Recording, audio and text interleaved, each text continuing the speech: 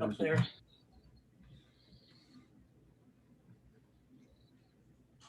Before we get started on our regular agenda, is there any issues or any questions anybody has that we need to clarify for? Yeah, make sure you guys speak up, because this should be the time that you get all your questions answered.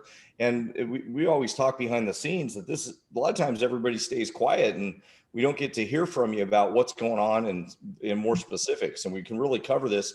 And believe me, any questions you guys have, probably other people are having those concerns too. Absolutely. I have a simple question.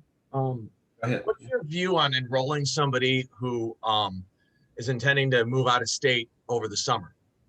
That was in a conference I had the other day. You know, one of the questions on your sheet, do you plan to be in the area for at least a year? And they're like, no, our house is for sale. We're going to be moving in like July, but we really do want to do this till then. What's your thoughts on that? You can enroll them and they just might have an option out. I would give them an option out. I would still do the same agreement. And then they just have an option out at that time. I wouldn't just do the enrollment for X number of months, even if they know they're going to move, because what happens sometimes is they all fall through and they stay, and all the time they stay, or something changes and then you don't have to go back. What I don't want to ever do is create a situation where I have to go back and do a new sale. So you just do it the normal way and just say, yeah, we got an option out here. When you sell your house, you know, you can terminate the agreement, or we'll move you to a new school that you can keep training on if there's one in your area. Well, and I like to clarify it even more. I'll say that's not a problem. Our contract actually calls for a clause. If you move more than a certain distance from the school, then we cancel the program. Yeah. And then if that happens, all they need to do it, just like the gyms do it, is you just provide proof of the new address and then your thing's canceled. So that way they know for sure they get to train up to whenever they're going to be leaving. Yeah. We use the word membership agreement, not contract. We always use membership agreement, I say enrollment agreement, actually. So. Yeah. And Paul, you're still doing Zoom classes though, right? Yes. There's a good point there too, Bob. You know, and if you love it, you want to continue it virtually. We have a lot of students continue training from out of state. Whether that's true or not, I always love the phrase Master Oliver brings up about Zig Ziglar: tell the truth in advance. Because we now have students that train from out of state. But when we first started this thing, if I was in your shoes and I didn't have students that train from out of state, you know, I would just say, yeah, we have a lot of students that train with us. And then because we can provide classes virtually now, they continue training from out of state. And if this is going to be, we find that this is so important to parents that they want to continue training. And if they can't find another, school nearby, they want to continue training, but that'll be your option. And as Grandmaster Smith says, that's all built into our agreement, that if you move somewhere, we just cancel it for you. That's not a problem. Yeah, that's perfect. And if your contract doesn't have that and you don't want to redo all your contracts, then just write in there, put a little asterisk and write in there, option to cancel if move farther than such and such from the school. And then tell them that means they have the option to cancel. They might not want to cancel if they want to keep doing it virtually or something like that. Does that answer your question, Paul? Go ahead. Yes, sir, Mr. Palmer. So I had a question to follow up from last week. How you doing, sir? Good. How are you today? Good, good. So I had a question about the birthday parties and how to, because, it was really intriguing. It was a great conversation about, the birthday parties last week. And what's the best way to farm them? Do you guys send out like mass emails, or I think I remember like when they first sign up, there was a pitch at that point as well for the birthday parties. So if you could talk about that a little bit, that'd be great. In the enrollment folder, I put one of those gift certificates that's good for, remember it was a party package was one and a birthday party was the other, two separate cards, $200 value that's theirs free for them to use. And I think I told you the reason we started putting the party package, we used to just do the birthday party, but some people wouldn't have a birthday for another 10 months or 8 months or whatever. But a party package, is for them to get together with their friends to celebrate any special occasion, into school, summer, for their soccer team, for their Boy Scouts, Girl Scouts, church group, neighborhood friends, etc. So that way they can have a party with their friends anytime they want. So that's usually how I do it. But when we have somebody doing a birthday party, we always post it up on our bulletin board that congratulates so-and-so. He's having his birthday party here at the school on Saturday. And then people say, oh, you do, people that lost track of that or forgot go, oh, you do birthday parties here. So that way you have a constant reminder for everybody. And then we always, after the birthday party, put a couple pictures up. Either if he happens to be there on his birthday, we'll sing happy birthday. If he comes in after his birthday, that week after the birthday party, we announce in class, did everybody get a chance to say happy birthday to Johnny? We had his birthday party here at the school this week for him and his friends. Guys, don't remember, if you want to do a birthday party for your friends, contact our program director and we'll explain to you how to do it. And that way you have an ongoing thing. And so now they see somebody else doing it. So now they think, oh, maybe we should do it. So that kind of ties it all together. Does that answer your question? It does. Yeah, it helps. Can I add a couple? Something else, Master Moody? Yeah, let me add a couple things onto that too. Everything Grandmaster Smith said, A+. And the next thing also is in our marketing plan for every month, we would have it so that, let's say, so today, this month's February, at the beginning of February, we call everybody in March, April, and May that have birthdays and then suggest that they do a birthday party. And then in March, we call April, May, and June, suggest they do a birthday party, and then so on. And then we'll also, and whenever I say call, I always mean CTE and mail. So it's always call, text, email. CTE for me means call, text, email. Master Oliver kind of laughs at when I use that acronym, but call always means CTE, call, text, email, and then mail if you have time. So to be fair, we probably don't always mail them because we're pretty busy calling them, but they'll always get a call because, if it's next month, truthfully, most parents aren't very good at organizing their birthday parties for their kid. So if the month before you call them, if you're calling them now for March, they suck pretty bad for the most part. If you call them and you say, hey, why don't you do your birthday party here? Normally it's $259. We do it for $99 for you because we love you and blah, blah, blah. And we include old students and we include prospects in that too, if we haven't filled up our quota. So the quota is 2 birthday parties a month.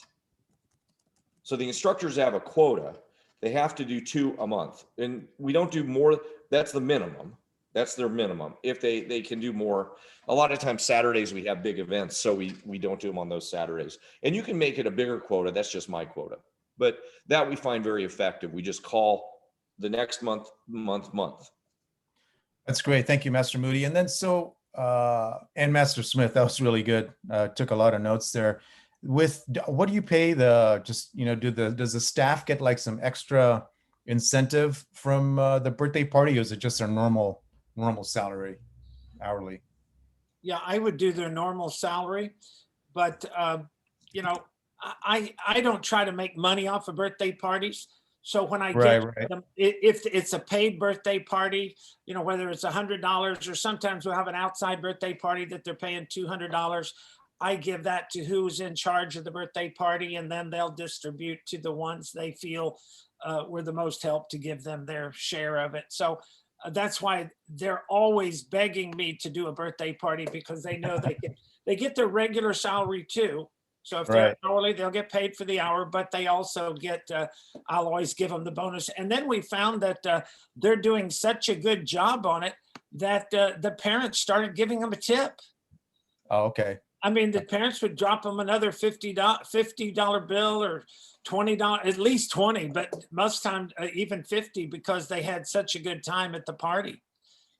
Yeah, pre-pandemic, I think we were like $200 to $300 per party, but the parties were designed just as in themselves, but not, the thinking is changing now to where I'm hearing, hey, let's make it more of a lead gen type event.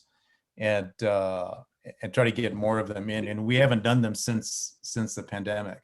Yeah, let me say that differently. It's not more of a lead gen event. The only possible reason ever to do a party is for member generation. That's Gotcha. the only reason. There's never another reason.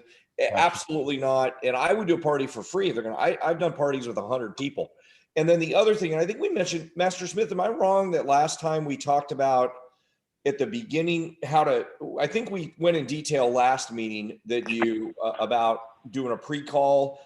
Somebody was really good at doing this. I can't remember who, one of our members here. It was Candace, and actually I've got. Yeah, Candace, you did great. So that's Yeah. recorded, so I won't go into detail. And But I just think make sure Candace you do said then that she did 2 live ones and then she had done 2 virtual ones. Is that Here's one of her virtual ones. Candace just shared the photo. 38 students on a virtual birthday. awesome? So make sure you follow that idea that you're asking for the appointment a bunch of times too.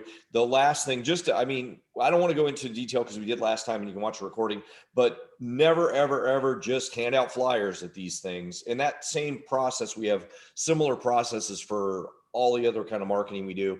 Never just hand out flyers unless that's the only thing you can possibly do. And pretty much never that's the only thing you can possibly do. And the enrollment folder too, Master Parmar, is the new enrollment folder. I also put this in the Facebook group, but I highly recommend you download that and print that off. Bob, do we have that birthday party PowerPoint I did in the member site? We should probably put that. Sir. That's pretty fundamental. No, I'll have to pull that and see if I can get That's on the Facebook. It's in the Facebook group. I think that's pretty fundamental for how to ask for the questions or how to ask for the appointments. Yeah, and I wanted to, if does that answer it pretty good for you, Mr. Palmer?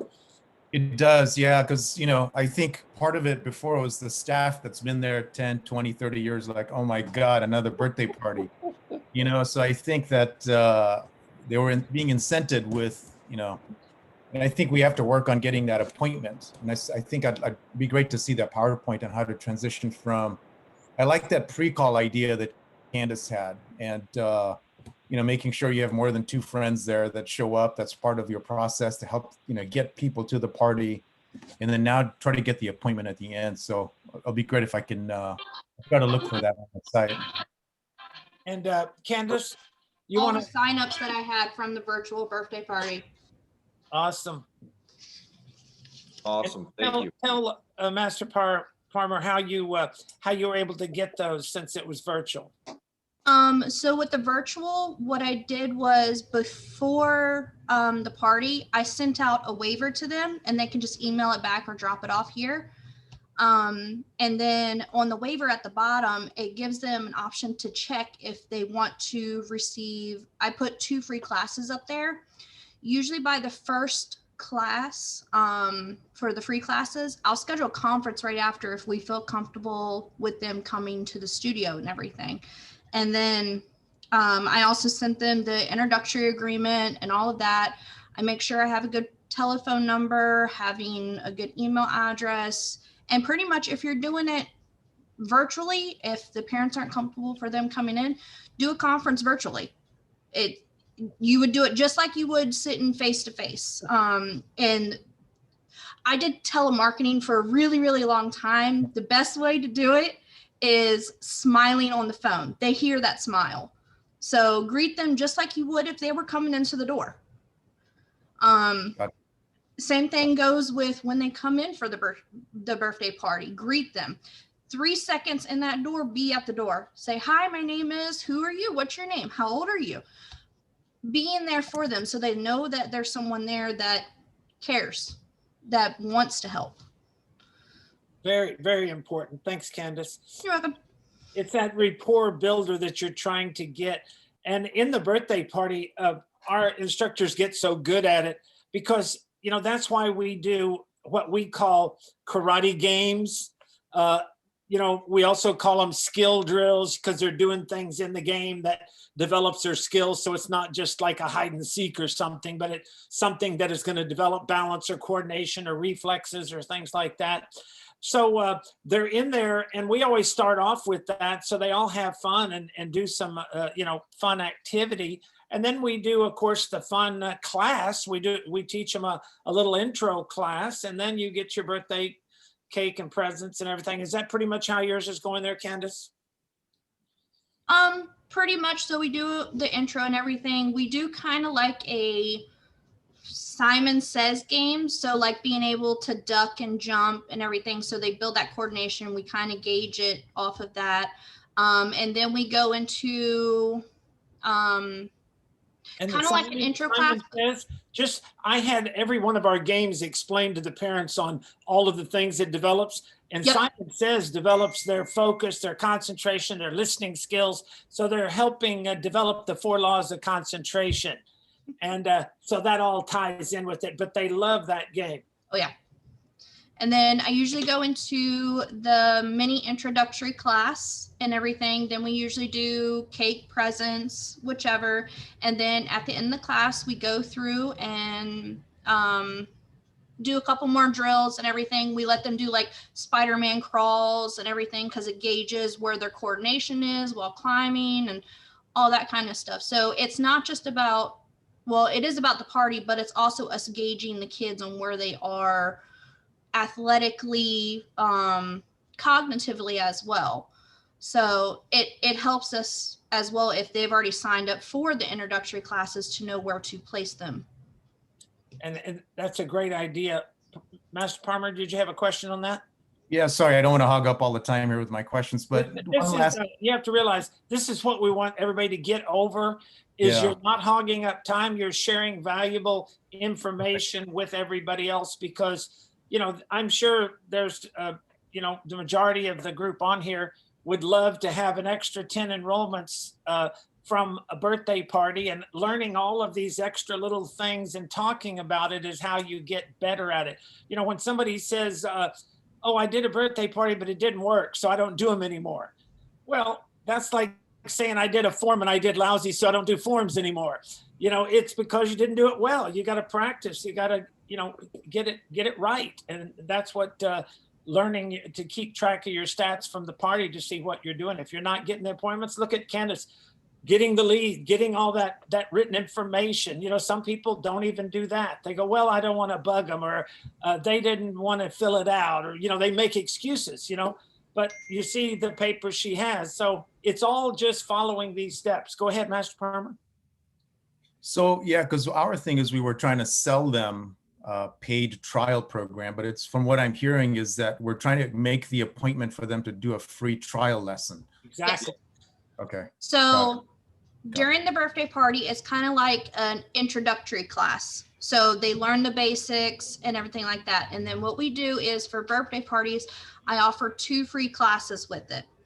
Within usually the first intro class, trial class, I already go ahead and schedule a conference, because I have a feel for the parents from their birthday parties. Because make sure you're talking to the parents as well at the birthday party.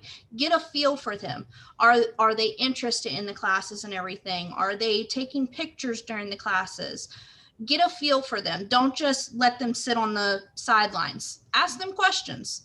And then when they come in and everything, if you have a person that works in the office, that's me. I'm the office manager here. I'm not an instructor. I talk with the parents and everything. What are they looking for? What is that main thing that they're wanting out of the classes? And make sure that the instructors know and everything as well. And that's so important, Candace, that I've seen schools do their birthday party and the program director just sits in the office. He's like thinking, well, I'm going to wait till it's over, then I'm going to go out there and schedule some appointments. Whereas I want that program director out there. They're doing games. He should be, or she should be, out there helping with the games. Mhm. She or he should be greeting these people as they walk in the door. Some parents drop the kid off, go park, and now they're coming in. I'm going to greet them too. When they're sitting there, I'm going to come by and ask them questions and get a feel. Develop rapport. Let them know that you care about them.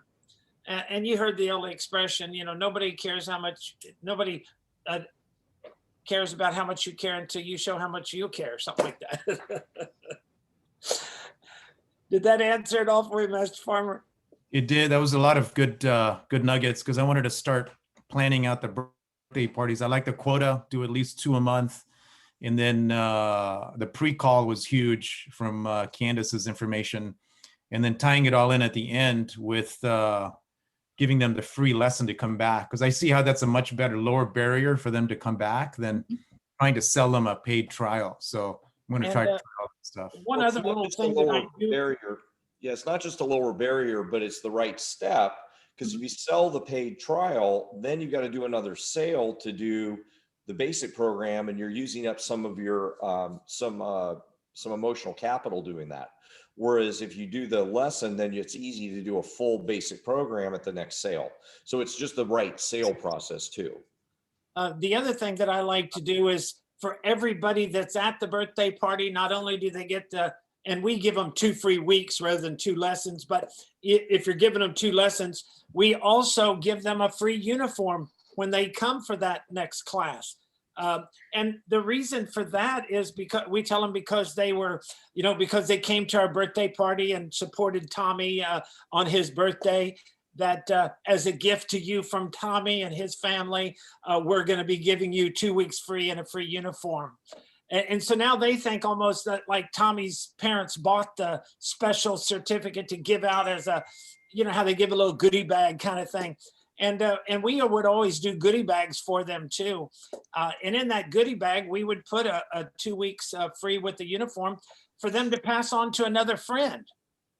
So those kind of things. And at the very end, what happens sometimes is after you do the presents and the cake, the kids would all of a sudden, start disappearing before you could catch them, right? So you got to be prepared during that to catch everybody who's there and get an appointment and telling them about the 2 free weeks or 2 lessons and a free uniform.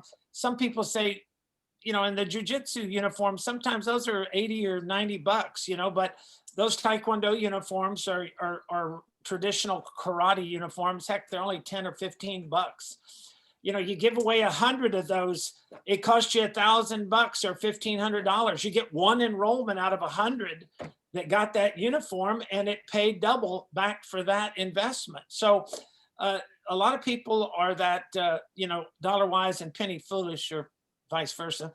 And so you got to make sure that now they're excited about the class. They had fun doing it. Here's an opportunity to get a uniform and do another 2 lessons or 2 weeks free. It's much easier to get the appointment, but make sure you do it during the class. And at the very end, we would always set up an obstacle course. And I'm sure a lot of y'all have done that at your school. You set up with the pads and they jump over and kick this and do that. And that way, after everything, those people that were waiting for their parents to come had something to do, and then we'd be able to catch the parent as they were coming. But something to keep them kind of unified there and let us corral them in a little bit to make sure that we get an appointment or at least talk to the parent about it before they leave. Perfect. And go back and review, Bob is going to pull up. I want to go over and keep going over this quick start site because it's not as used as much as it should be. You guys need to learn how, it's kind of like going to school. You're going to college and you're a graduate student, okay? And you got to do research. You're getting your master's, and now you got to go do some research on a subject or a topic. Well, back when I was going to school, we were constantly in the library doing all that. Nowadays, you can do it all from your computer, right? So that's why we have sources of tons of information for you guys for things that you didn't even know you needed to know. When you get in there and start looking around, you go, oh, wow, I didn't even know that was in there. Our Facebook page is another source of tons of hidden information.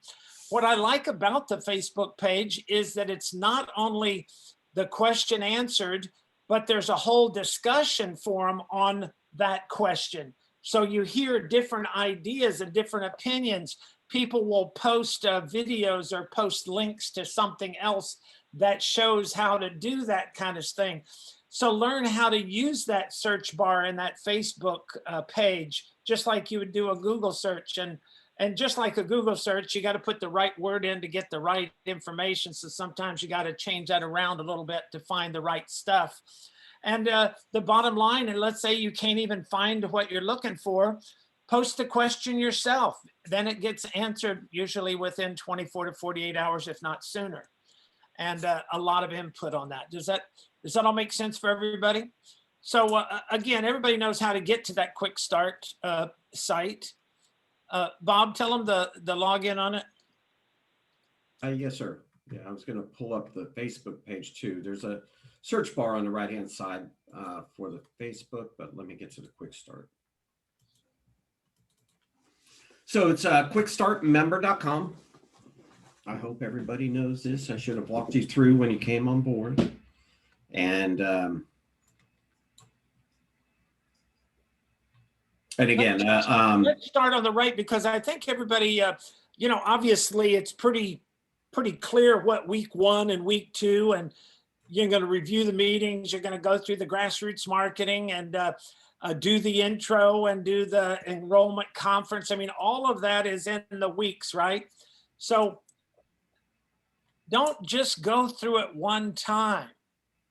Go through it, watch it, take notes, follow back up on it. A month later, go back through it, because what happens, the more advanced you get in here, Paul Hellison, I'm sure when you look at it now versus when you first joined and you looked at it quite a bit, probably, you look at it now and you go, I don't know how that didn't all make sense to me back then, but now that all makes sense. And it's kind of like, being in school, you're in whatever grade, whether it's first grade or second, and then you get to 4th or 5th and you go first grade was easy, but it was different when you were there, right? So as you get a little more advanced, these things all start making more sense to you because you've heard more discussions about it. Absolutely. And Master Lappin, who's on here, will tell you she's always picking up something new every meeting. Jan Lappin, and you guys all know she did like 157,000 in December. And you would think, well, God, she did 1.2 million plus last year. She doesn't have to be on every meeting.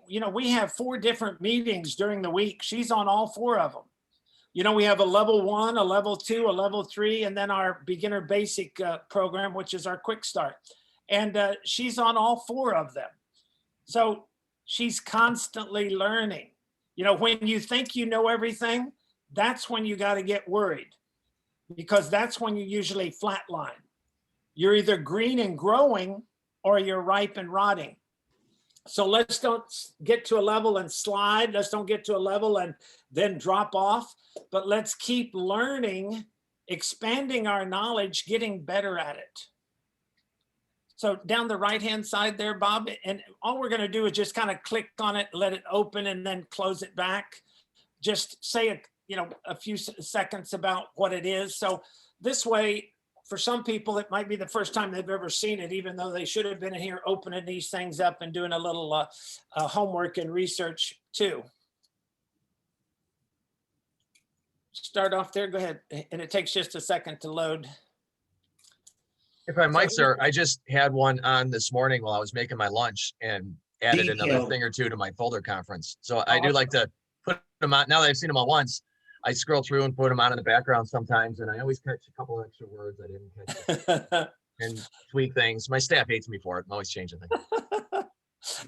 And Bob, you were starting with the 10 things you must do. Yeah, so Master Oliver really detailed and highlighted the things that you really need to do to kick off. And obviously the goal is to add 100 students in 90 days.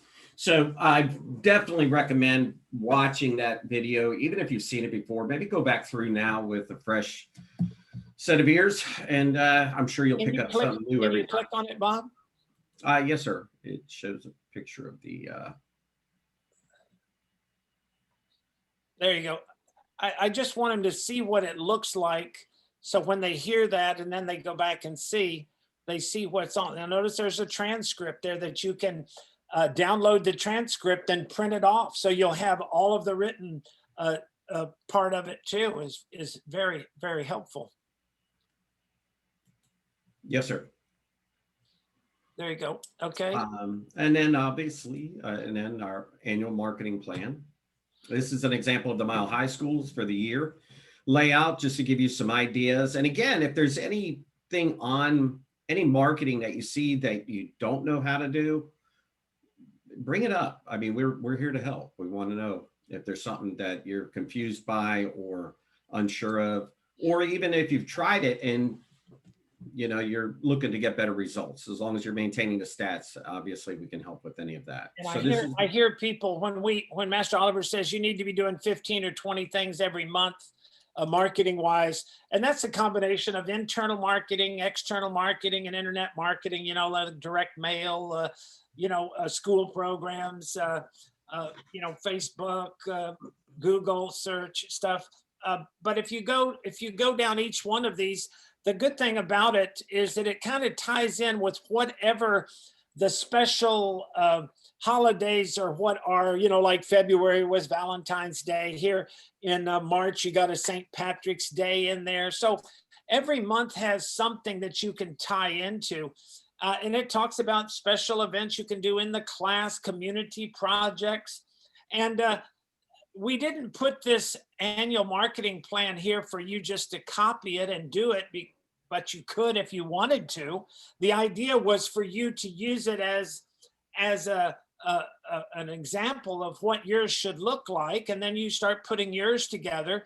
And when we designed this whole annual marketing plan, it wasn't designed in 1 year. It actually took a couple of years, because what we found is every month you kind of review what you did last month, and then you make adjustments for the following month.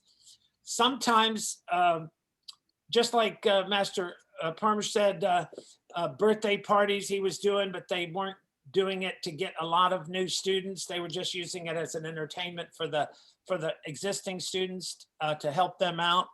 But the idea is that all of these marketing things are more than one benefit. When we do a buddy day, when we do a nunchuck or a bow staff seminar or sword seminar or something, it's for our current students, so they're excited about learning something new, but it's also fun and exciting for any of their friends that come in for a buddy day or something and learn how to use the foam nunchucks or something. And those that haven't ever done chucks that are our students, it's fun for them. So I always say that our events are, one, to get new students, two, to get our basic students that are in that first year to upgrade or renew to a black belt program.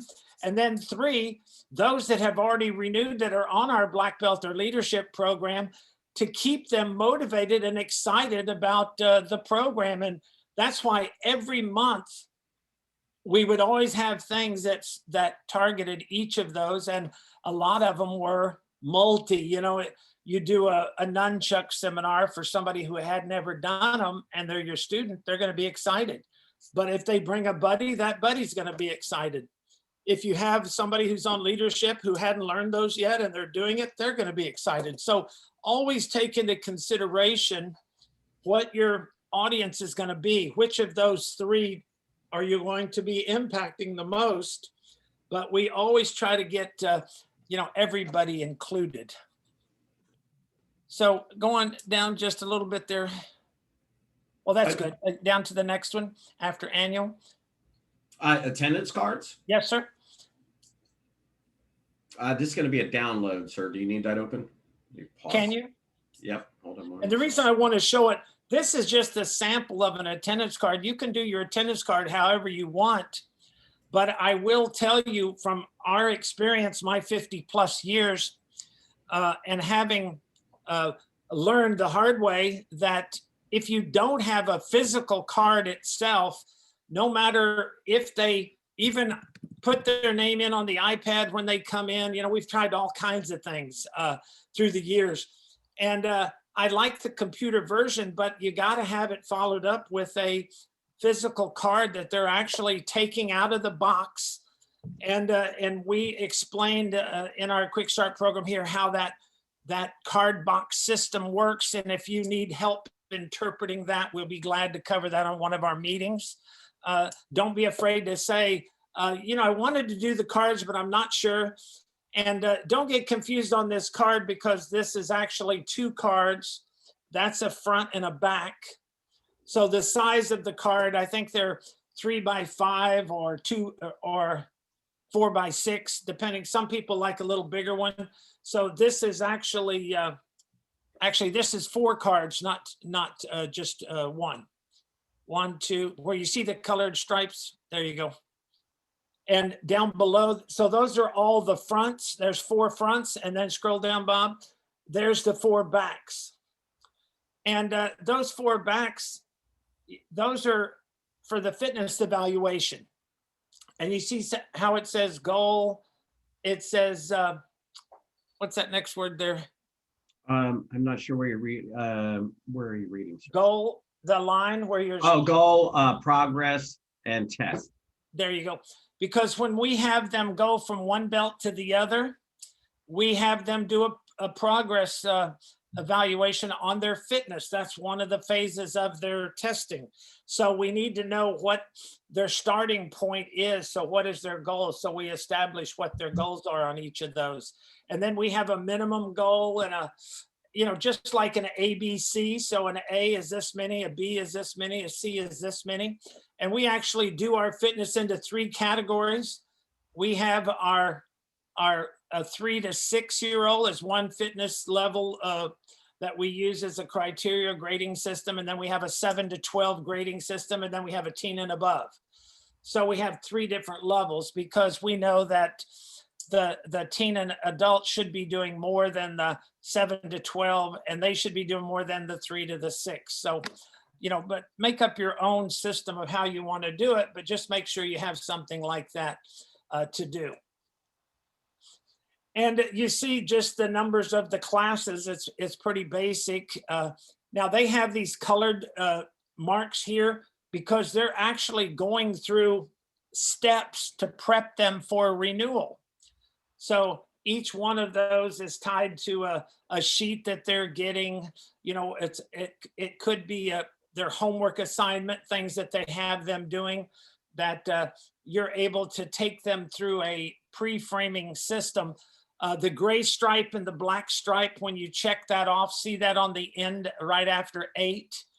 The gray stripe is a character stripe. The black stripe is a progress check stripe. And then we do the other stripes for the character worksheets. These are for the number of classes that they're getting though. It's 16 classes in our system to go from one belt to the other because our testing is on a 2-month cycle, twice a week. So that's where the 16 lessons come from. Okie doke. Thanks, Bob. Yes, Next sir. one. Let me get out of that window. And And when we hit any of these, if you have any questions, just go ahead and unmute yourself. yeah, and let us know. And just to back up also on the annual marketing plan, the one that we shared, to give you some more ideas, remember, Master Smith went through an extensive See that? low-cost, no-cost marketing outline in this grassroots marketing section. And There's this 3 videos of all of and what the reason we call it grassroots marketing, that was designed actually for new members. So these were more low cost, but higher labor. Nothing's free when it comes to marketing. It's either going to cost you money or time. Sometimes they're pretty close, they're equal amount of time, and sometimes it costs more, but very little bit of labor. So you got to kind of balance out where you are in your school. Our schools that are in the getting their numbers up, who are now in the 40 or 50,000, they're spending more now. They're still doing those other live marketing and other types of marketing that are low cost, that are a little more labor intensive, but now they're also doubling down and adding in some things that cost a little bit more, but don't cost more labor. You'll find when it comes to the labor intensive that you'll be limited on how many of those you can do. So you do as many as you can, your time allows, and that's why the more staff you have to share that around, you'll get more of it done. Does that make sense? But just look and make notes you know, I have some people say, yeah, I watched those marketing things. And I say, okay, which of them were you going to do? And then they start trying to remember what they were. And I say, look, when you're watching those guys, remember you're going to school to get a degree in business, martial arts business. And when you're going to school, you would never go to a college class without your notebook to take notes. If you never take notes at class when you go to college, you're not going to do too well. So it's important to make sure that when you're watching those videos that you take notes. And the way I like to have you look at it is to actually take a piece of paper in a booklet like I have right here, if you can see my picture there. And everybody should have one of these that they should be taking notes. And I have Thursday, February 25th, what we're covering, what we're talking about. You guys should have your own booklet like that you can refer back to. But when you jump in here and you start looking at this stuff and you see all of these events, just draw a line across the top of your paper and just say marketing ideas. Draw a line down the center. On the left, top left, put things that I know how to do. On the top right, put things I would like to learn how to do. And then as you're watching those videos, when you see it, you go, oh yeah, we used to do that. I forgot why we quit doing that. I'm going to put that down. I know how to do that. Sometimes you'll hit something and it'll say birthday party and you say, wow, we used to do those, but they never worked for us. What does that mean? That means you put it on the right column that says things I want to learn how to do, because every one of these things we put down works if you work it right. But if you don't do it the right way, then it's not going to work. So if it hadn't worked for you, put it over on this side that you need to learn how. I have people that say, wow, I did that and it really worked well, but I never did it again. I don't know why.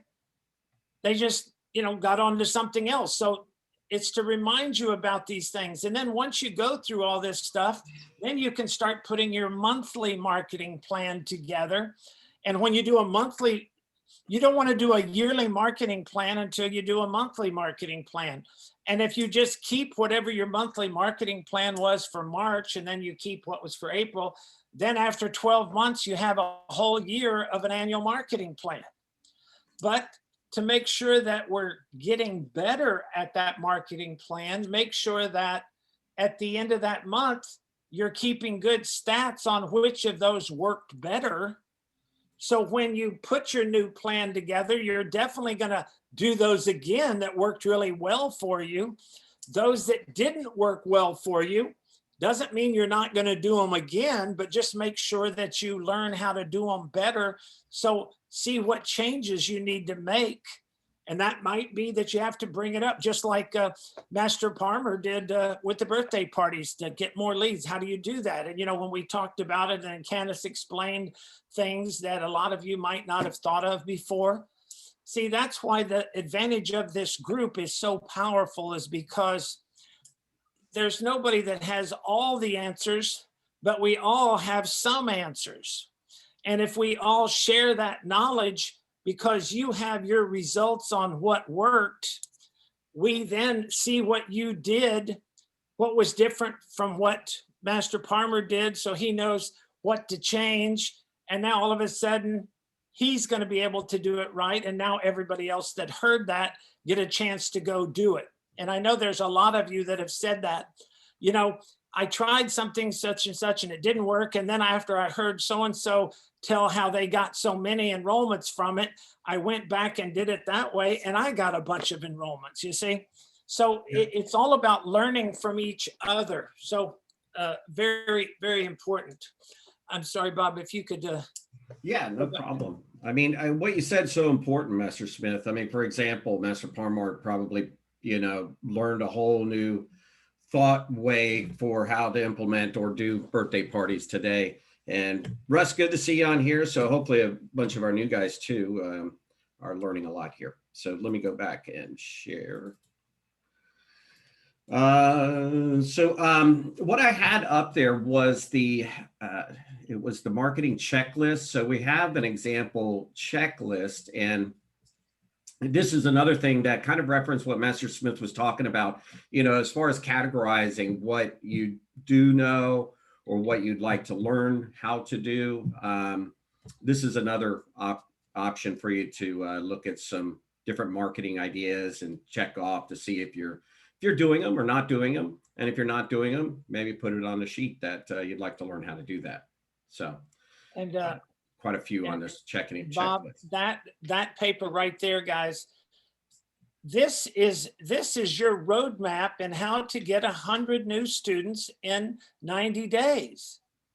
Now, it starts with the Parthenon, which means doing multi-tiered things, not just one thing, and doing at least 20 significant marketing systems per month to generate new students. And then it goes through a checklist to give you, are you doing this? Do this, do this, do this. Well, obviously, some of you might not know how to do some of those. So make sure that you check off the ones you know how to do, and the ones you don't know how to do, put them on a list of things you want to learn how to do. So all of this stuff is important. So look through each one of these as potential new enrollments. So a lot of valuable information here: bandit signs, flyer distribution, door hangers, and of course there's a lot of live event stuff that we weren't able to do as much of during 2020, but some of those things are starting to opening back up. Some of them, they're still doing things like that in your area. The trunk or treat and different things like that based on the month and the activities. Kids market for the school programs and things like that. So just go through it all. This is all information, print this list off, make copies of it so you can be using it on a monthly basis to help set your monthly marketing plan. But if you go through this every month, this sheet right here, every month, when you're making your marketing plan, and I'll tell you, think of yourselves, guys, not as the YMCA martial arts school, because YMCA, if you have a school there, you don't have to market because the YMCA is marketing for you, basically, right? That's why they charge nothing. But when you have your own school, somebody has to be in charge of bringing and getting your school noticed in the community. So you have to have somebody that knows how to market, that starts doing things. The old days of, a school staying in business just by having enough walk-ins.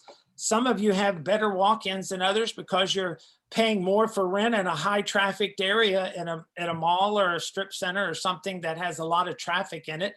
And those places usually cost more.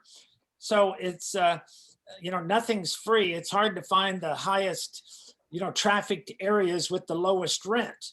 That's usually how they determine what the rent is going to be, based on what kind of tenants are in that building. The more high-end ones they are, the higher price they charge.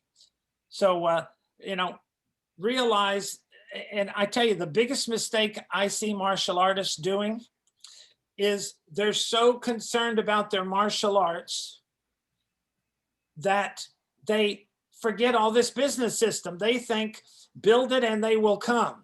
Because I'm teaching such a great class, the word is going to spread and everybody's going to come into my school. That doesn't happen.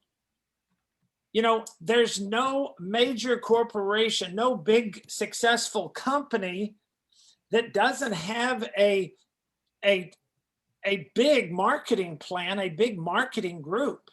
So if you don't have any way of getting new people to your school, and that's why we tell you to keep track of your retention, because we want to know how many active students you have. Because what does that tell us, Master Parmer, when we're looking at those that active count? What are we looking for each month? On the active count? What would we be looking for, Paul Helderson? Whether you're going up. There you go. That's pretty simple. the active count is either going up or the active count is going down. What do you think your gross is going to be doing? If the active count is going up, you think your gross is going to go up? You see, it's an indicator. It's that little button to see how you're doing. Now, it's doesn't take a rocket science to figure out if I have 10 new students come in, but I lose 10, then all of a sudden my active count is the same. I could have 20 new students coming in and thinking I'm doing a great job and then be losing 20 and I'm still staying the same. And I say, wow, I'm getting a lot of new students. I don't know why my gross isn't going up. Well, it didn't going up because the students are either coming in faster than they're going out, which means it's growing, or the students are going out faster than they're coming in. That means it's going down. And what's the third one? Flatlining. In other words, I found the balance. And that's where most schools who reach a plateau where they get to 30,000, 20,000, 50,000, or whatever it is, and they plateau and they go like, I don't know why I can't get any more than, we've been stuck at 40,000 or 50,000 and we can't get to that. How do we get up to that 70 and 80,000? Well, it's pretty simple. I've got to have more coming in than going out. Well, if I don't even know what that number is, if I'm guessing at it, and you know how most people guess at it? I've heard school owners actually tell me this. Well, my retention is good because all my classes are full. Okay, how full are they? Does that mean that you had 20 in there and then 5 went out and 5 came in that class and now you're still full? See, we want to be busting at the seams because we want to grow our school to where we have to, get a new location. I remember back before the pandemic, Scott Sullivan in Houston, when he first started, he had about 125, maybe 150 students and doing about 25,000, 22 in that low 20s. For 10 years. I mean, he could never get past Oh, that. no, Was his ceiling. He said, I could never get above that. Yep, that was his And ceiling. then by 12 months, at the end of his first year with us, he was up to 60,000 with about 300 active students. And then by the end of the second year, he was up to 400 plus students, and he was doing about 80 to 90,000. Now, here was his problem. He had 2,400 square feet. It's a jiu-jitsu Muay Thai school. They tend to take a little more space when they're throwing around and stuff, right? So he's going, I can't fit anybody anymore. I got to cut my marketing back because I got too many people coming in. I mean, how would we like to have that problem? And I laughed at him. I said, boo-hoo, I'm so sorry. We got you so many students, you don't have room for them. I said, how about, and I had been to his school. I said, on that same level you are, 2 doors down, I saw an empty space. Why don't you go talk to the landlord about, now we were just negotiating and he was just getting ready to sign the lease when the pandemic hit in March. And then he said to me, should I sign this? Because, they're talking about closing down the schools and not letting people come in. I said, don't sign it yet. Let's see how it goes. And then, and we'll take it from there. And of course, we know how they kind of shut school out for a while. So actually, he dodged a bullet on that one, right? He didn't go get a big space or another space, and he wasn't even going to get. He went to go get a bigger space, and I said, no, keep that one. Let's just have the other one since just 2 doors down. You can do your intros and basic students over there, or you can mix match your classes. So it's just an extra classroom. You know how some schools are big enough where they have classroom A and classroom B. So you just have a classroom A and a classroom B schedule. So, and he's just one example. I mean, over the years, Master Smith, how many, hundreds of school owners that have been at that point in their school that we've helped bring past that, help them overcome that. The key on that is you got to be busting at the seams before you get to that bigger. See, I'd rather have a school that is overcrowded and I know sometimes our school owners are stressing, they're saying, people are starting to complain the classes are too crowded and blah, blah, blah. And actually, Scott told me that, 6 months or a year before that, when they started getting full. And I looked at his schedule, and he wasn't even maximizing his available time and available classes. He wasn't learning how to balance his schedule, where he'd have one class, because I had him start keeping track. And if you're not doing this, if you want to keep your school in balance, make sure that you're keeping attendance on every class. So I know how many are in my 4:30 white belt class, how many are in my 5:30 intermediate, etc. So now I can say on Monday, I had this many people come in, this many in each class, right? And then I can start comparing those classes and those days and find out where my low number is and where my high number is. And then I can make some adjustments to the schedule to balance it out. So rather than having 42 in this class and then the next class has 4 in it, I can balance that schedule by combining or dividing a class. And so it makes it, and I did that for 12 schools when I was running the June reorganization. That was my specialty, was balancing all those classes. So we didn't have to go out and get bigger locations all the time. They just need to learn how to keep their classes balanced. And I guarantee you, most of you, when your classes start getting where you have a couple real crowded classes, you still are going to have some other classes that there aren't very many people. So it's how do I adjust that schedule? So we can cover those details for you when you get to that happy problem that we have overcrowding classes. Maybe we could take a couple of minutes. Anybody have any questions up to this point? We've covered a lot of areas. Anybody and Russ, good to see you on. I know you're new. I'm sure it seems a little overwhelming, huh? Mike Weaver, I see you there. Mike's there. Good. Mike's there. At least his black screen is. Remember. Yeah, I'm here. I'm Good. listening. I've got a question. Yes, Go sir. ahead. Going back to the birthday parties for just a moment. Yes, sir. I was just curious as how Candace does those with the virtual. Normally you got a birthday cake and like we would give pizza to the kids. So what do we do instead? Of course, we're not delivering pizza to each household, I wouldn't imagine. So do we just don't have a treat, or say, okay, go get your own, get it if you have a. I guess we have to deliver. I guess we have to deliver cupcakes. Good question, Mastrell.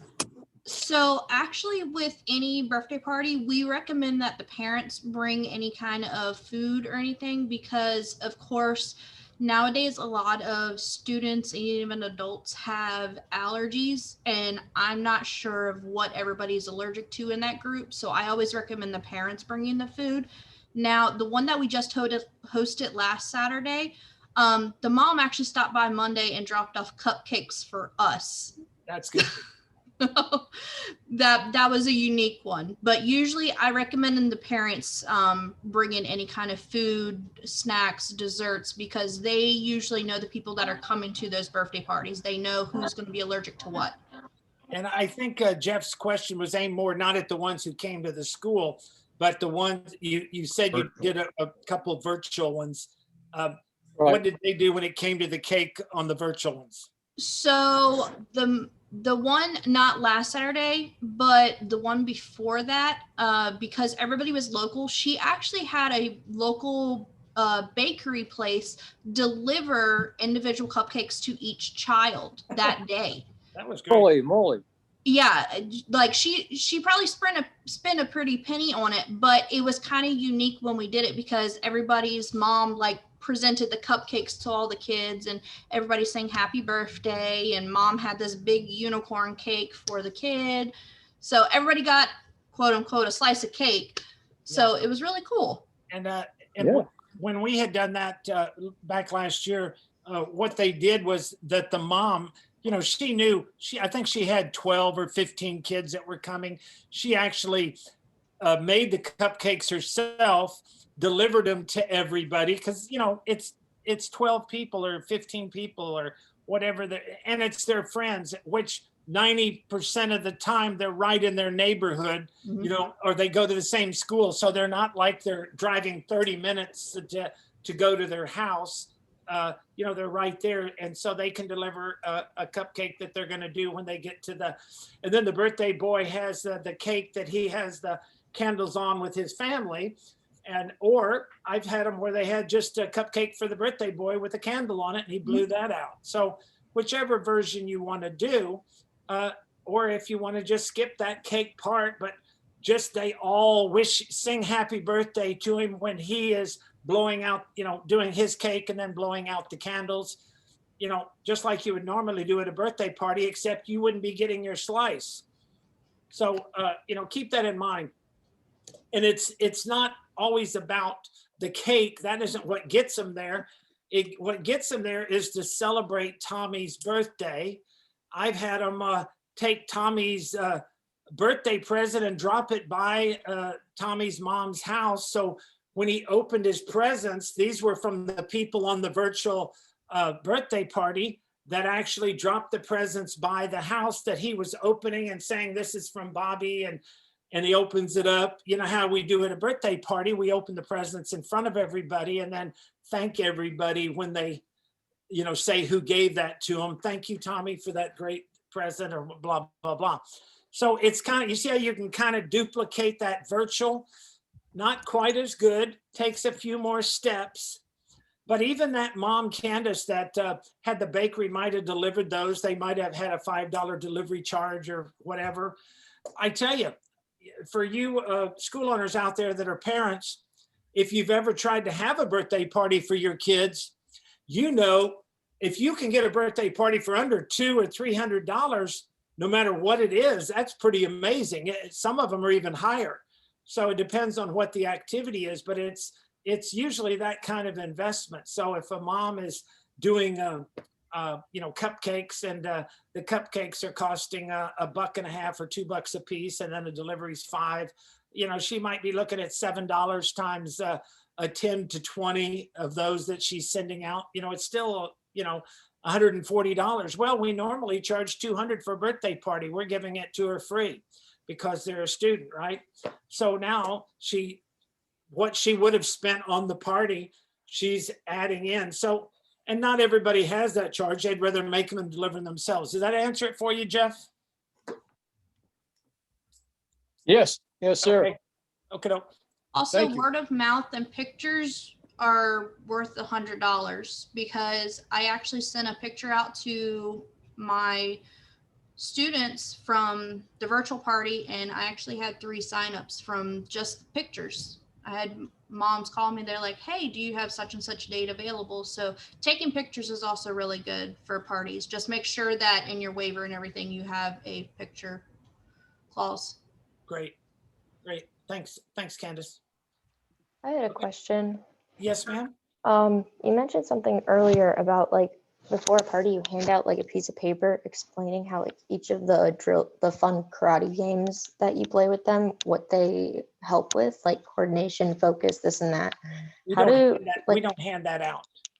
Oh, okay. I thought I heard you say that. No. This is what we train our instructors so they know why they're doing something, because I guarantee you, if you're playing games, sometimes the parents they'll ask me, how come, I thought we were doing karate, how come they're playing games?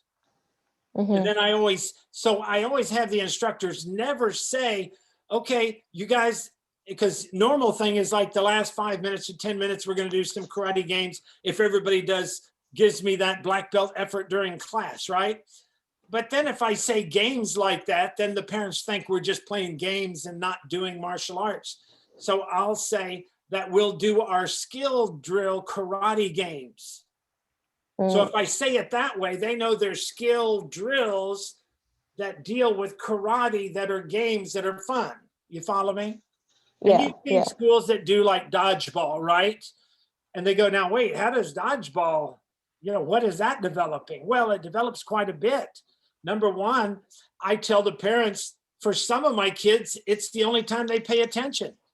Because if they're not looking, because we have more than one ball, we have 3 or 4 people throwing, that if they're not keeping, real good eye contact, they're going to get hit. When the ball comes, just like a punch or kick's coming, they got to have the reflex to get out of the way. So it teaches them how to develop defensive movements, hand and eye body coordination, reflexes, focus, concentration. They went, wow, I never knew that. And now they're comfortable with it. You know, when you do calisthenics, I never do push-ups, sit-ups like they do at school, because then the parents think that we're spending 10 minutes just doing exercises that they can do it in PE class, right? So when we do our push-ups, they do a push-up, come up, and then do a punch, come down, punch with the other hand. They're doing sit-ups, they come up and do a 1-2 punch and go back down. If they're doing squats, they squat, come up and do a front kick, go back down, come up and do it. So I try to make every warm-up exercise a karate or martial arts warm-up exercise. I don't like to say, everybody get down and give me 20 push-ups. I hate that when my instructor, and I've had some that I had to jump on before, because they say, okay, everybody give me 50 push-ups, go. And now nobody's doing them right. And they're, you know, not even getting their belly off the ground. And every one of them, it has to be a unified 1, sir, 2, sir, 3. So they're all doing it together, and I'll have them do that, but it's all unified, counting together. One of my leadership instructor trainees is leading the group while my instructors are correcting. You see, so you've got to make that early part of the class all part of martial arts too. Don't have like, okay, I'm going to do some PE exercises at the beginning, and then I'm going to do some games, some play time at the end. No, everything is martial arts training all through the class. Does that help, Tina? Okay, great. Okay, thank you. Any other questions before we go back to the quick start real quick? Is this helping you guys? Are we, anybody that, even Yes. if you've heard this before, know that when you hear it again, even it's a month or two later or a year later, you're going to catch the finer details of everything. You know, it's no different than learning a form in a martial arts system. You know, when you're advanced and you go back and do a basic form, you know, we make our black belts and our advanced students do basic forms all the time. And we can correct details in those basic forms that we cannot correct in their advanced forms, because they're so advanced. They're doing all this other complicated stuff that we don't even get a chance to see all those little detail things in their stances and their shoulder or hand positions. And a basic form will expose, because there's not much flash going on. It's all kind of basic. Well, think of yourself as that when you're hearing this basic stuff that we're covering, is for you to correct those minor flaws and details, just like you would correct their forms. And I know Master Palmer with Ernie Reyes Sr. is, you know, he's got some of the highest quality students. So you probably relate exactly what I'm talking about with those basics and how they correct. And that makes the black belts better when they can go back and do those basic forms. You know, I would never have one of my black belts say, I'm not going to come. We were doing all these basic forms. You know, I want to do my new hard forms, right? My more advanced forms. You know, all of this is back to review, to polish up, to make your more advanced stuff better. So the same thing in learning this martial arts business. You see, the way we're trying to teach you guys is the same way you're teaching your students. You're going to have them into class on a weekly basis. You're going to have them doing homework with their homework sheet, getting stripes on their belt, with their other sheets. We have you guys coming to our weekly meetings, picking up, learning stuff, discussing it, have homework that you guys are going back and reviewing through this quick start program by going through Facebook, looking back on some of these other posts, see what applies to you. If you have questions about something, you're putting it in the search bar. And Bob, you wanted to show that Facebook page. I think that would be, if we could do that real quick, just, and I've had some people that join us and they say, well, I don't like Facebook. You know, I never use Facebook. Well, this Facebook group that we have has nothing to do with regular Facebook social media. This is about a group of your peers, your martial arts school owners, that is just for them to answer questions and help you making sure. Scroll on down there. There you go. So stay right there. Go back a little bit more down there. You see your search bar? Pull up a Yeah, little over bit. here on the right-hand side, this is where you can search the group. So you can type in any subject line, intro, Click on that, Bob. sure.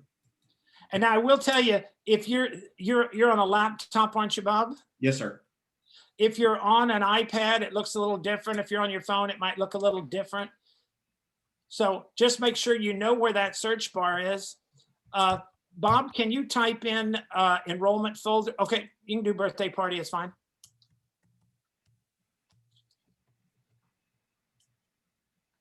Now, all this stuff. Here's the first thing, Amanda Olson, go back to that first one and click on her, that what she posted there on the right-hand column. Click on that picture. There you go. Scroll on down.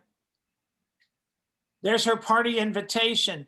So, showing how she does the invitations. Go back to her wording. What was her questions and stuff? Marketing this month and next. Okay, now what did she do? She did.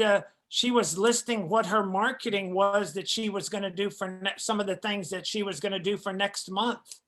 Now you see how I could have been looking for birthday parties, but now I stumbled across this, and now I found out. The flyer below was direct marketed twice. Now back to birthday parties. We haven't used this items. Planning our Halloween party, need to put out more bandit signs. I mean, in other words, she's giving a lot of other information about marketing. Go down to some of the comments, Bob. And here's Jeff Ellis. Good job, Jeff, one of our newer members. A great idea. Will you restrict numbers of people in birthday parties? Good. And here Amanda answers that for him. Here's Jeff. Thank you. Great. Thanks. And guys, when somebody answers a question, do reply, because if you don't say great, thanks or something, they don't even know whether you saw their answer. So anytime you ask a question and somebody answers it, always make a comment back. You can do a follow-up question if it wasn't clear enough, or you can just say, oh, that's perfect. Thank you. You see what I put here, a little Mimi there. And then Master Oliver, Del Castello, Ron Cool. You see how everybody starts chiming in? Here's Amanda making Allie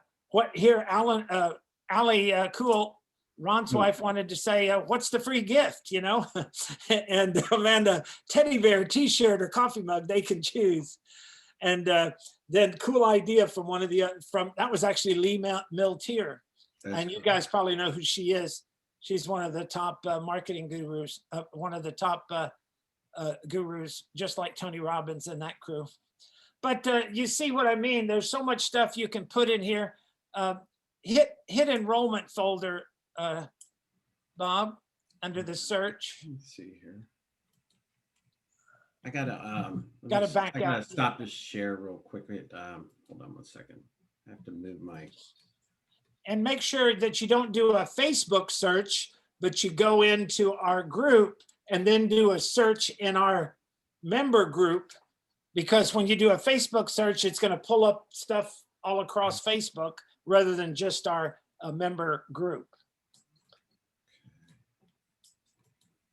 What was it, sir? Enrollment folder? Yes, sir.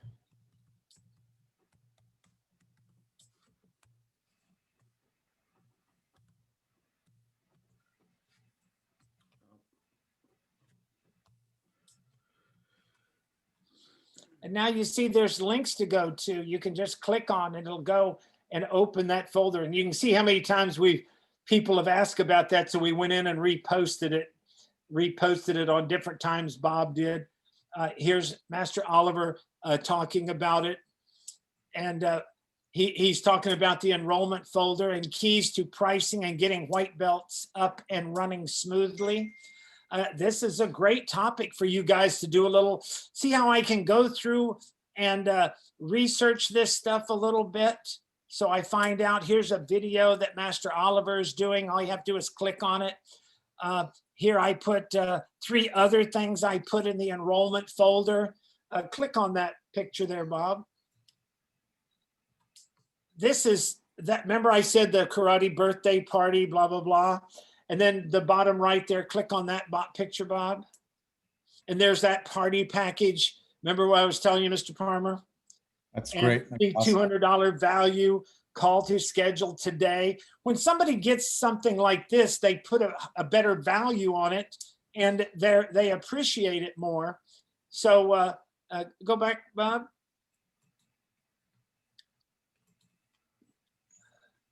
And click on the top right. And that's another one that I put in the enrollment folder. And I give them 2. Those are 2 separate 2-week guest pass with a free uniform that they can pass on to a friend. And I give every new student this because when somebody first joins, they're more excited.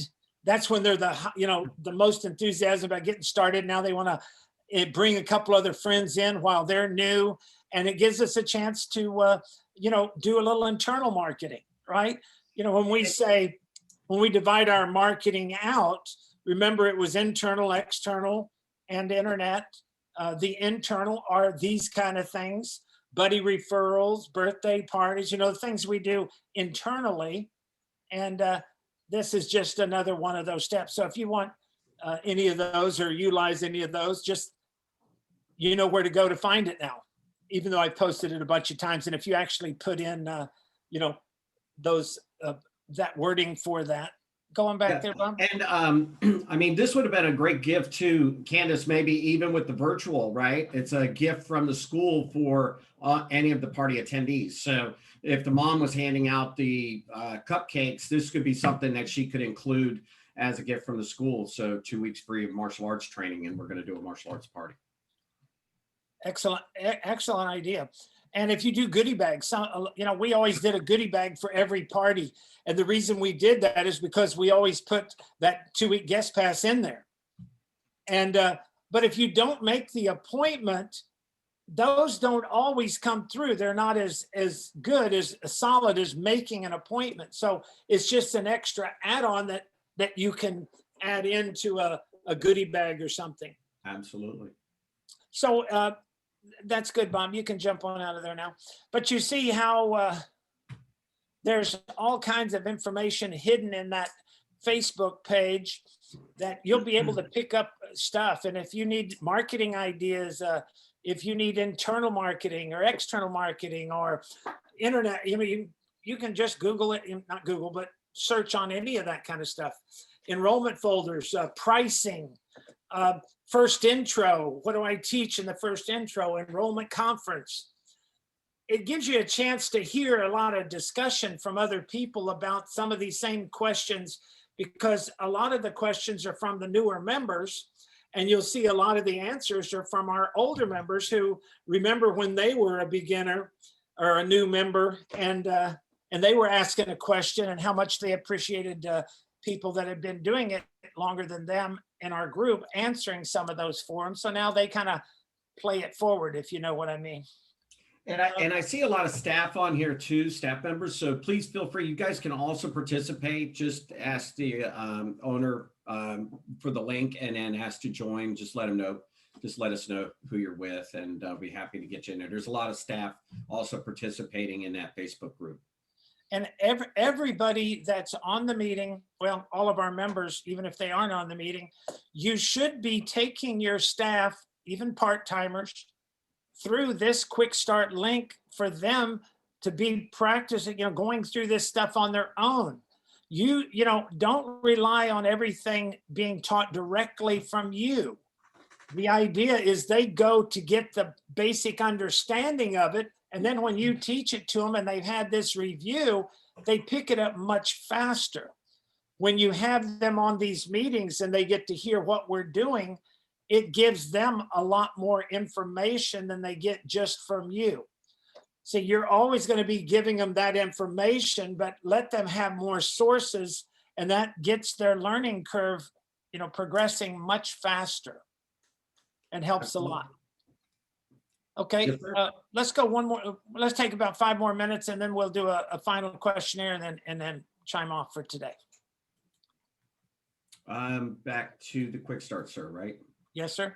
Bear with me.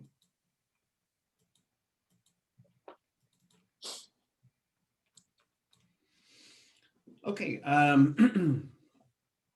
well, we left off right here at character development. We jumped around a little bit. There's a couple of books here that you can use in your character development classes. We actually have the test that goes along with Dr. Dennis Whaley's book, Psychology of Winning. So there's a written test that you can hand out to your students, cover chapter, each month, however you want to break it up. And then Now remember, these go along with your character worksheets, and each testing cycle will have one book that they're on, the next testing cycle, a different book. So we have different ones. And then you have a little test that you give them, and it's a take-home look out of the book test. So it's not something you're trying to pass or fail them on, but just to expand their knowledge of it, to make sure that they're getting the information. Even if they haven't read it, when you ask those questions, they have to look up the answers. So now they're going to know it, And I used to, when I had teachers that would give us take-home tests, I used to love that. I would say, man, that makes it so much easier. But the reason they did that is because this was valuable information that they wanted to make sure that you knew. And they knew that if they gave you the question, you'd have to at least look up the answer, so you were going to learn it. And if they just said, read that chapter, we know that 50% of them wouldn't read it.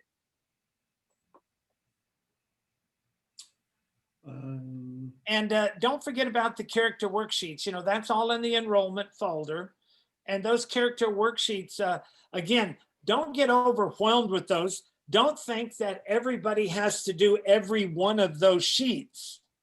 The idea was when we started in our 2-month testing cycle, they have to do 5 stripes. Well, they get 3 stripes if they complete one of those sheets, because there's 3 sections. Open up one of those character worksheets, Bob.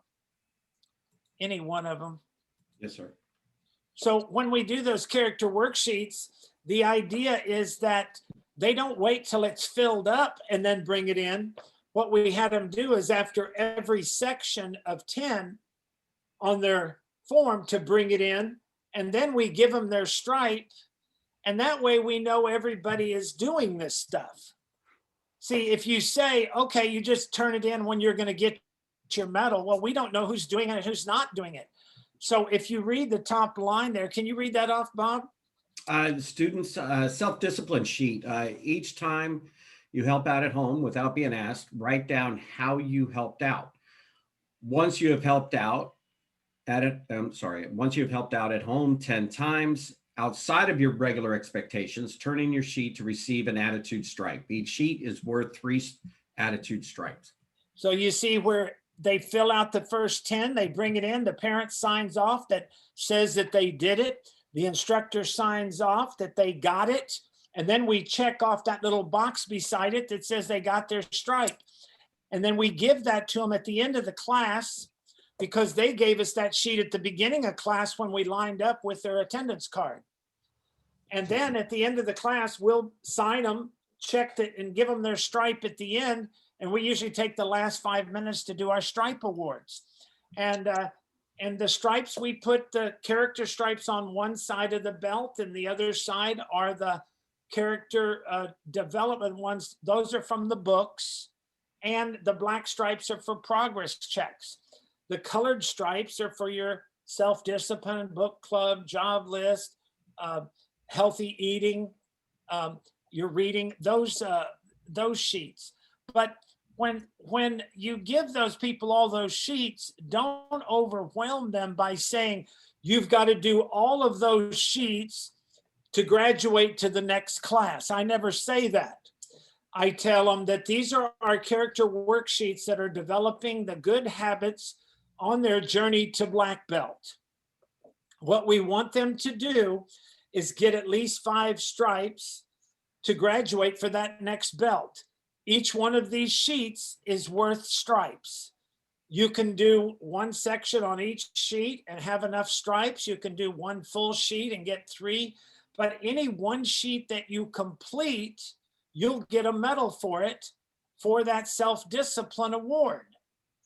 So that way, do the ones that you want to do. But then when we start giving out awards at the graduation for the ones who got the most stripes, now all of a sudden more kids are doing more. Before we started doing that, most kids had 5 to 10 stripes. Once we started giving trophies for the ones who got the most stripes and gave an MVP award and all that kind of stuff, now our high MVP winners like 180 stripes.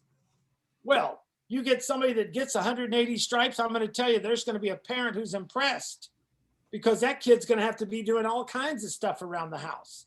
Everybody understand? So that's why these character worksheets are so important.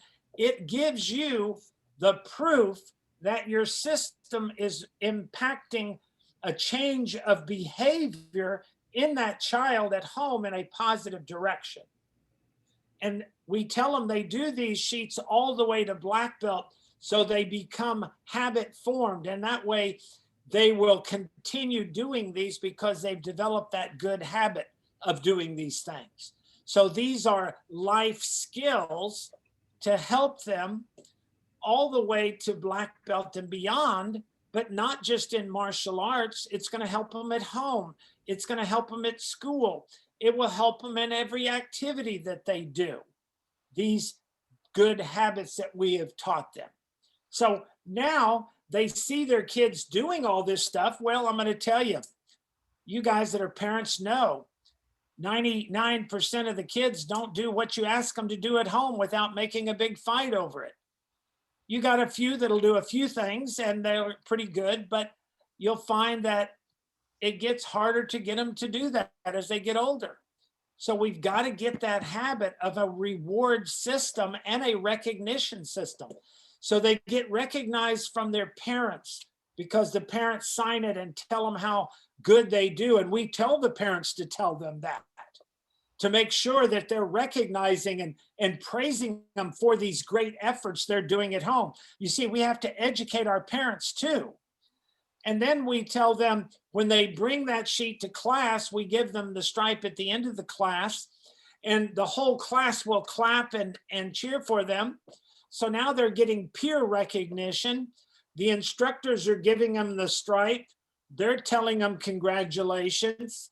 And now they're getting recognition from their instructors. So now they've got recognition from their instructor, from their peers, and their parents. This is what's going to build their self-esteem. They've got to get that recognition from all 3 different areas. If they only get praise at home and never anywhere else, then that doesn't develop a real strong, confident child. If they go to school and they don't get any kind of peer recognition, they only get picked on by the kids. If the teachers are not giving them recognition, that's not building their self-esteem. So they've got to do well at school, learn how to use the 4 laws of concentration, do their homework, listen to their teachers. So now they're kind of developing these same skills that we're teaching them at karate to do in their academic school. We give them an award for having an A or a B average in school. And remember, not everybody uses A's and B's. There's checks and pluses and O's and S's and every other, a grading system. So it doesn't matter. We convert it over to the A-B system. And if they have an A or a B average, then they get a special medal and award at the graduation. It's called the academic award. Sometimes we call it our A team. Now, A team doesn't mean all A's. A team, A stands for academic. And an academic team means that they had an A or a B average. In our school, we even require them to get a black belt in our school. They have to have an A or a B average. Now, we don't require them have to have it for the other belts, but because we're rewarding them with a medal and extra recognition for doing it, we find they start doing it automatically. And that way, by the time they get to black belt, they're not like they're going from D's to A's. They've had a chance to develop all of these years. And we tell them the same thing to do well in martial arts is the same thing is all you need to do well in school. Pay attention, listen to your instructor, practice at home, do your homework and take notes. If you use your 4 laws of concentration, you're listening, you're thinking about what they're saying, you're looking at the teacher. So we're using them how to apply those in all phases of their life. Now, that's where the parents start seeing the value in your program, not because he got his sidekick above the waist. Parents aren't going to be so impressed with that. If his toes are down now and he's got a good form in that sidekick and it's locking out and snapping real good, parents don't get impressed with that. But I tell you, if that parent goes in and see the kitchen is all cleaned up and his room is all cleaned up without them even asking them, they're going to be impressed. If they see that kid practicing at home because he's keeping it on his homework sheet, parents are going to be impressed with that. Does that make sense, guys? And all of that is designed to pre-frame for the renewal, because you can't go ask for a renewal if you haven't earned it. How do we earn it, Mr. Palmer? You got to show them value. That's it. If they're doing these things we're asking them to do, that means they're engaged. Now they've engaged into our program. Those are the ones that we look at to renew. They haven't been getting those stripes. They haven't been doing that. They haven't been coming to class regular. And then you go ask them to renew to black belt. And then you get a parent who goes through the ceiling and says you're trying to rip them off or whatever, or they get pissed off because you're talking to him about trying to sign up for a longer program when he hadn't even been successful at the one he's doing already. You follow me? So earn their business. Don't just expect it. Man, Smith, we're going to have to cut you off. We're late. That was it. That was my bottom line. There you go. So to you, Master Oliver. Well, hopefully you got a lot accomplished. I left you in very capable hands. We should remind everybody again that our first official live in-person meeting in theory is coming up in May, the black belt test in Breckenridge, Colorado. I assume nothing will interrupt and sidetrack that one. So it's in that package we mailed out. It's also posted up in the member group. So make sure you have that on your calendar. You and all of your staff, any of your staff you want to bring, you're welcome to bring. Yep. And on that note, have a great day. Thanks, guys. Thanks, Master Palmer.